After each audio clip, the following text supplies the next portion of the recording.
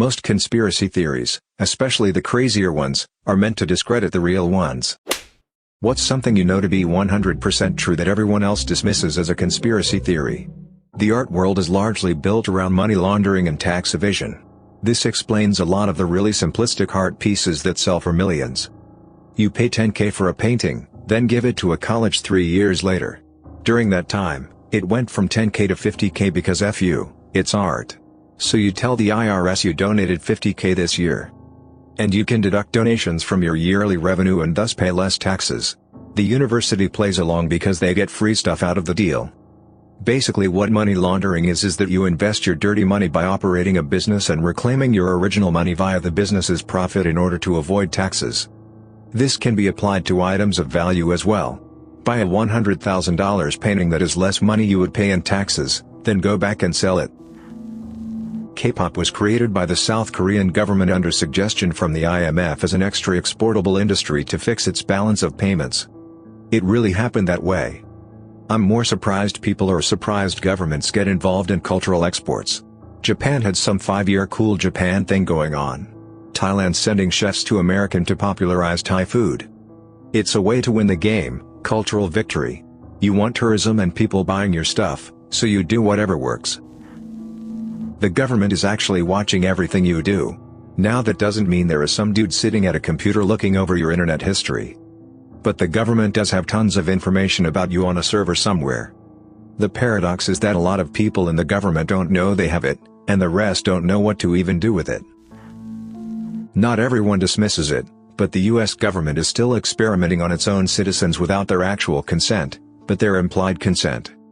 Fun fact: they legally can do this to anybody in the military, and did so to a group of Marines testing gas masks against mustard gas or some other chemical weapon under the guise of preparing for Iraqi chemical weapons. Now on the surface this doesn't seem so bad, it makes sense. However, the guys suffered varying degrees of damage, and the doctors who treated them were, according to a few whistleblowers, ordered to remain silent, mostly due to the fact the doctors noticed that the injuries were not those of mustard gas, but a different chemical weapon. This happened in 2002 or 2003 I think, and a handful of the men died, with many more passing away a year or two later. I wish I currently had the source I got this from, but it's long since disappeared. Michael Jordan's first retirement was an unofficial suspension for betting on basketball. Not to forget the other part of the theory, that James Jordan was murdered due to his son's gambling debts.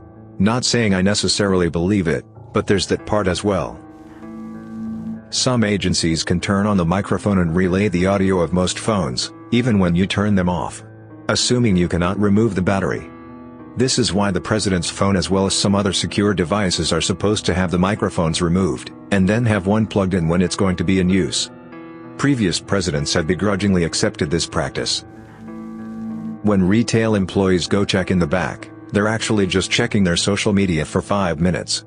If I tell you that we are out but you insist that I go check, I'll take a glance around and then stand around for a while, because hey, I know we're out. If I were to say that we're probably out, and offer to go look for you, then I'll definitely move boxes and check, and you'll maybe get lucky. Comes down to when we get shipments, how often something's requested, and how friendly you are about it. Flood insurance rates are a cycle to churn properties for big banks. We're in the very beginning of the bank accumulating property phase now. It goes like this. Flood insurance is cheap. Waterfront, flood zone, property values go up. Current stage of the cycle, flood insurance rates start to creep up. They're currently going up 25% a year until they reach their true rate. Meaning, they'll keep getting risen until the banks get what they want. Starting to see this. People sell their flood zone properties because they become unaffordable. I.e., you have a rental property that's clearing $250 per month, then your flood insurance goes up $100 per month, and it's going up next year, and the year after that. People will start selling. This hurts property values. This is where the banks clean up. Property prices drop so low that people can't afford to sell, so they have to short sell or sell for a loss. If they can sell at all, otherwise the bank forecloses. The bottom falls out of the market and prices plummet because insurance rates are too high.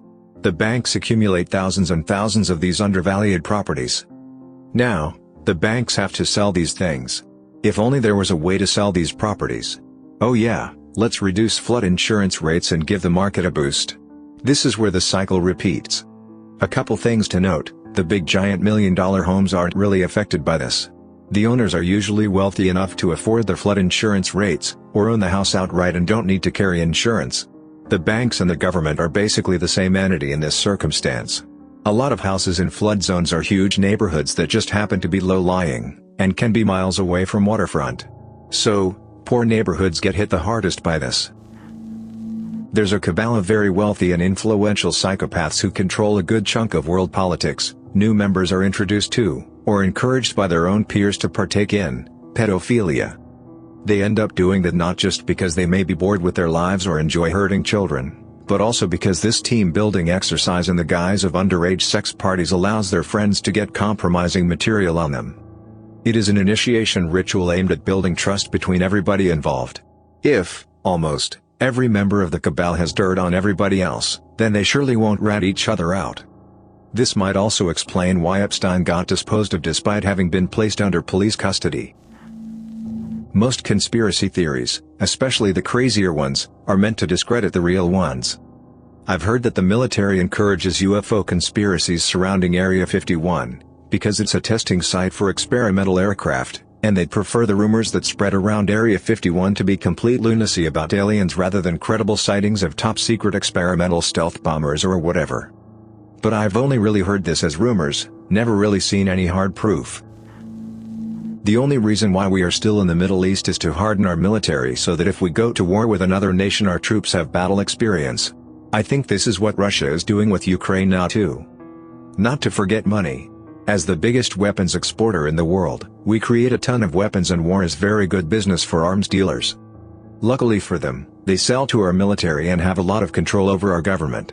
Also, having a military presence in a place with lots of oil means you can try to stabilize prices and create stronger relationships with the people who control the oil. The longer we're in war, especially ones with no end in sight and not many soldier casualties, a handful of people make a lot more money. Back in 2012 I flew back to the US via LaGuardia. As we started our descent, my husband, then my boyfriend, told me to look out the window. Loud as all hell, all I could say was "Holly hell, there's a drone next to us." Woman in front of us whipped her head to the side and gasped in horror. As soon as she saw it, it went sideways and flew under and away. She got all in a panic and asked a flight attendant who assured us that we probably mistook something else for a drone. This thing was huge. 10 to 15 feet long? I've never seen one before and didn't know they were that big. Guys, the lady kept pestering the flight's attendant who had to then come back after speaking to pilot to refute what we saw. She kept saying that the military does not fly their drones this close to commercial flights. No one believed us. I'm from the good old USSR, so I just got mad paranoid and kept my mouth shut. My husband would tell this story often. Friends sent articles confirming the pilot's take on things. And then around the reality winter time whistleblower releases, 2018, I ran across an article where the DoD admitted to have been doing this for ages while denying it to the public. At one point I felt like I imagined the whole thing. I mean, it was so surreal to see this drone feet away from our plane. It really shook me when it happened. I had nightmares for a while. That Disney owns an adult film industry, they just don't affiliate their names with it. I've told this to many people and look at me in horror like I just killed their child. I don't have a sinus source on this.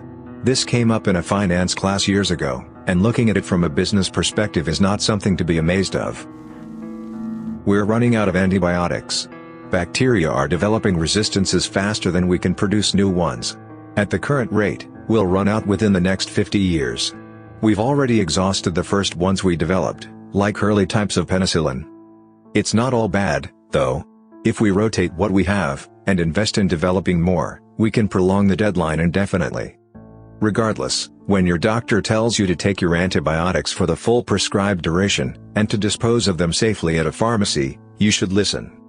Source: Biologist. The bachelor course on pathogenic bacteria covered this.